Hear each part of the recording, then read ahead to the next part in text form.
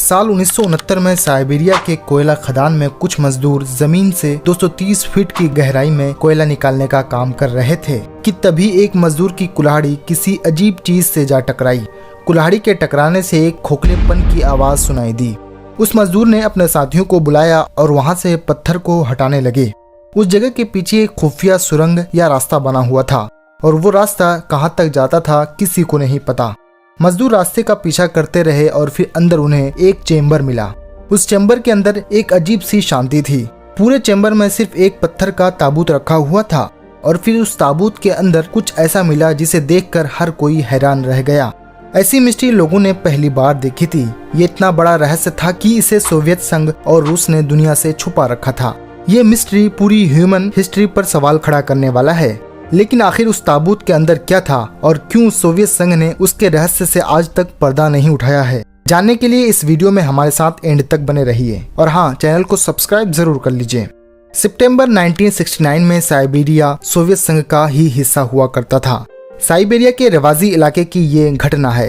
इस एरिया में कई बड़े कोल माइंस मौजूद हैं। खदान में काम कर रहे मजदूरों ने जब पत्थर के ताबूत को देखा तो वो सब हैरान हो गए थे। उन लोगों ने तुरंत ही इस बात की जानकारी माइनिंग हेड अलेक्जेंडर मेसाग को दी। अलेक्जेंडर ने उस ताबूत को खदान से बाहर निकलवाया, लेकिन ये काम इतना आसान नहीं था। वो ताबूत बहुत ज्यादा भारी था। कई घंटों की मशक्कत के बाद उसे जैसे तैसे करके बाहर निकाला गया। अलेक्जेंडर को लग रहा था कि ये एक बड़ी खोज हो सकती है, इसलिए उसने इस बात की जानकारी लोकल अथॉरिटीज को दी। लेकिन ताबूत बाहर निकालने के बाद उसके मन में आइडिया आया कि अगर सरकार ने ये ताबूत खोला तो इसके अंदर का खजाना उनसे छीन लिया जाएगा। उसे लग रहा था कि ताबूत के अंदर बेशकीमती हीरे मोती सोना और जेवरात होंगे। उससे रहा नहीं गया और लालच में आकर उसने ताबूत खोल ही दिया। ताबूत को खोलते ही पहले तो अंदर से एक चमक नजर आई और फिर वहाँ खड़े सभी लोग हैरान हो गए। असल में वो ताबूत एक कब्र थी जिसके अंदर एक लड़की की डेड बॉडी रखी हुई थी। लेकिन पत्थर की कब्र के अंदर जो लड़की की बॉडी थी वो बहुत अच्छी कंडीशन में थी। उसे देख ऐसा नहीं लग रहा था कि वो किसी मरी हुई लड़की की बॉडी हो, बल्कि ऐसा लग रहा था कि मानो कोई लड़की सो रही हो।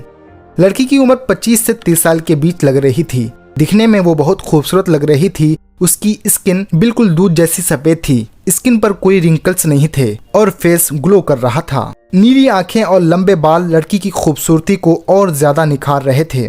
गांव के लोगों ने पहली बार इतनी खूबसूरत लड़की देखी थी। लड़की सफेद रंग की ड्रेस पहनी हुई थी जो थोड़ी ट्रांसपेरेंट थी। कब्र की सबसे खास बात यह थी कि महिला की बॉडी एक पिंक कलर के लिक्विड के अंदर रखी हुई थी, यानी कि लड़की के अराउंड पिंक कलर का लिक्विड मौजूद था। लोग सोचने लगे कि कोई जादुई लिक्विड होगा जिसकी वजह से लड़की की लाश अब तक बिल्कुल सही सलामत है। साथ ही लड़की के सिर के किनारे एक ब्लैक कलर का बॉक्स रखा हुआ था। 1969 में लोगों को टेक्नोलॉजी की कोई खास जानकारी नहीं थी, लेकिन बाद में कहा गया कि वो ब्लैक बॉक्स असल में एक स्मार्ट डिवाइस था। उस लड़की के बारे में जानने के लिए लोगों में क्यूरियोसिटी बढ़ती रही। गांव के लोगों ने मिलकर लड़की को टिश्यू प्रिंसेस का नाम दे दिया। असल में टिश्यू उस डिस्ट्रिक्ट का नाम हुआ करता था जिसके आसपास गांव के लोग रह रहे थे। इसी बीच गांव का एक शख्स आगे आया और ताबूत में मौजूद पिंक लिक्विड को हाथ में लेकर उसे टेस्ट करने लगा। उसने बताया कि लिक्विड का ना तो कोई टेस्ट है और ना ही कोई स्मेल। कुछ दिनों के बाद पता चला कि जिसने वो लिक्विड टेस्ट किया था वो पागल हो गया। उसका मेंटल बैलेंस बिगड़ गया। वो अपना घर भी पहचान नहीं पा रहा था। अजीबोगरीब हरकतें वो करने लगा था। यहाँ तक कि सर्दी और गर्मी में वो डिफरेंस भी नहीं कर पा रहा था। ताबूत की खोज के कुछ घंटों बाद वहाँ पर गवर्नमेंट के अधिकारी अपने पुलिस और आर्मी के साथ फायर ब्रिगेड लेकर वहाँ पहुंचे। उस पूरी जगह को अपने कंट्रोल में लेकर कहा कि इस ताबूत में कोई वायरस या इन्फेक्शन हो सकता है, इसलिए इससे पीछे रहा जाए। गांव के लोग डर गए और वो जगह खाली करने लगे। अथॉरिटीज हेलीकॉप्टर के जरिए उस पत्थर की कब्र को एयरलिफ्ट करना चाहते थे। उन्होंने एक मिलिट्री हेलीकॉप्टर भी मंगवाया, लेकिन बहुत ज्यादा वजन होने की वजह से वो ताबूत को नहीं उठा सके। इसके बाद उन लोगों ने डिसीजन लिया कि लड़की की बॉडी और लिक्विड को ताबूत से अलग कर देते हैं और फिर इसको रिसर्च सेंटर तक ले जाया जाए।